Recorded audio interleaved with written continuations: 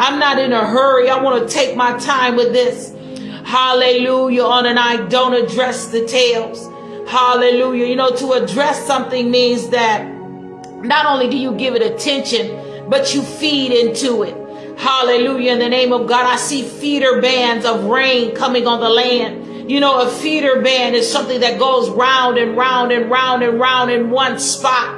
There are going to be feeder bands in the land. Hallelujah. Over the next 10 days. Oh, bless and magnify God. They're really going to start in 5 days, but they're going to go over the next 10 days. Just a feeder band going around the nation.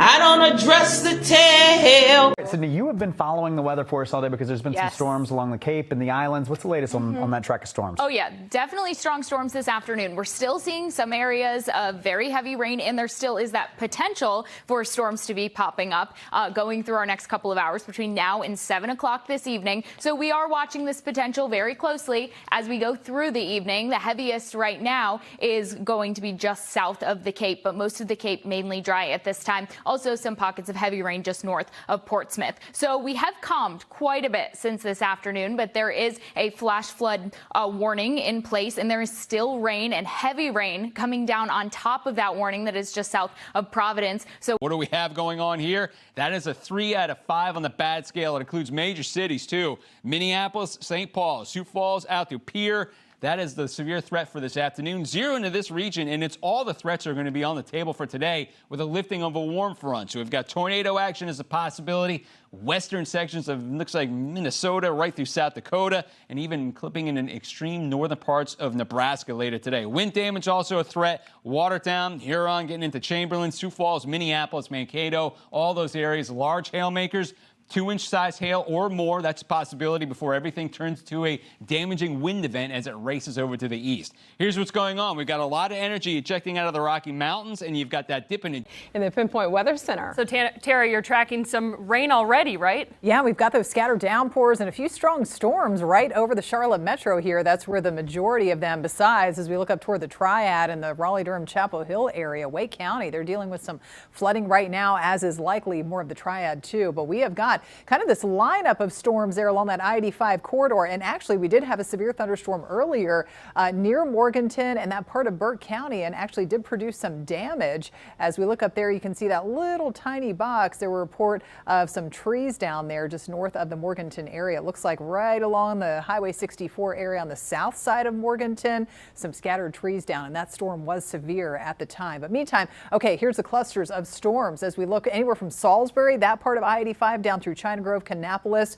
where the rain is heavier. We could be seeing some hail, maybe some small hail coming out of the storm too. Kannapolis, Concord, Harrisburg, Cabarrus County, and heading north and east of uptown Charlotte. So northeast Charlotte getting some heavy rain right now. And if you're wondering where are these storms moving, well, here's the thing. They're really not moving much. They're pretty much stationary. So eventually they just start to weaken and rain themselves out with time. And that's going to be the pattern here over the next couple of days. Slow movers, so that could lead to more flooding issues too if you get caught. Thursday evening, showers and storms have returned to North Georgia, and these are pulsing up and becoming strong and severe. We don't have a lot of storms on the map, but the storms that have developed, they have become intense. In fact, in the last 20 minutes, we have reports of half-dollar-sized hail in Alpharetta, also that large hail in Roswell as well. And this is all within a severe thunderstorm warning, which is for parts of Cherokee County, southeastern Cherokee County, that northern part of Fulton County, including Alpharetta down to Roswell, and also northeastern Cobb County. So that warning is going to go until 9:30 tonight. I'm meteorologist Melissa Nordham for Chris Holcomb with your Weather Impact team.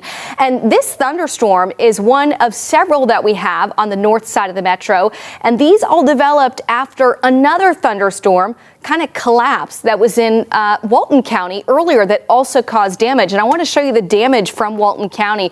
Sam, if we can take this full look at this. This is from 11 Alive viewer Abby Brooks. You can see multiple trees snapped over in Monroe County, in Walton County. And Walton County Emergency Management are reporting that we have 3 to 4 structures in the county that were damaged. At one point, there were about 3,000 customers without power between the EMC and Georgia Power customers within Walton County. You can see these trees were snapped in half and many roadways were blocked by fallen trees. But that was earlier tonight, about 2 hours earlier. Now we are focused on the storms on the northern side of the metro area, and these thunderstorms producing some 60-mile-per-hour damaging winds and also hail. So what I want to